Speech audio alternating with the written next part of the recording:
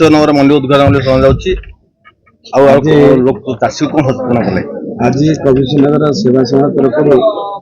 ମଣ୍ଡି ଉଦ୍ଘାଟନ ଉତ୍ସବ ଆରମ୍ଭ ହୋଇଛି। ଆଜି ମଣ୍ଡି ଉଦ୍ଘାଟନ କରି ବହୁତ ଖୁସି ଲାଗିଲା। ସରକାରଙ୍କର जो निष्पत्ति चषा भाई मान सचेतन करवा जो मंडी व्यवस्था अच्छी मंडी व्यवस्था जोड़ा ठीक समय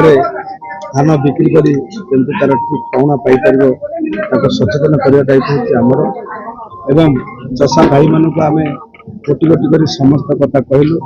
कारण गत वर्ष सरकार गोटे विपर्त परिस्थिति समय जोटा कि अदिनिया वर्षा होता धान भिजी जाता धान खराब होता तथापि सरकार धान किनी एवं जो 48 घंटा भितर तार प्राप्य देवा कथा से कथा सरकार करते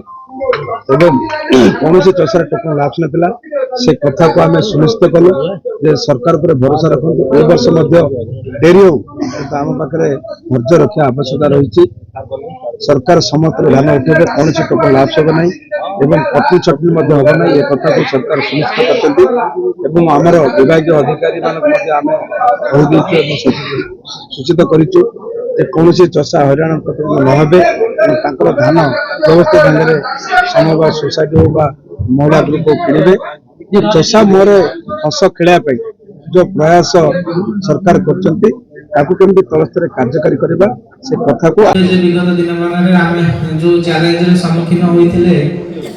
से समस्या नहीं आमर समस्त को अनुरोध करी आमर चाषी भाई भाई भौणी एवं मोर पैक्स सेक्रेटरी एवं समस्त सरकारी ऑफिसर एवं आमर विधायक सार समस्त को अनुरोध करी जे धान गुड़िक चाषी मान सुचारू रूप उठी पार तार व्यवस्था गुड़ी तदारख करेंगे जो जो आम असुविधा हम समस्त साहाय्य आवश्यक कामना करी एवं ए वर्ष जपरी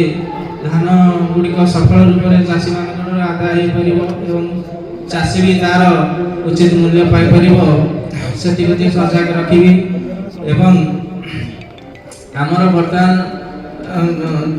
अन्य मंडी गुड़ाक बर्तमान धान उठा चलला किसी मंडी बर्तमान एपर्तमें धान उठा हो पारि ना तेणु आशा करी समस्त साहाय्य बल आम एपाली धान मंडी धान ठीक भाव उठे पार।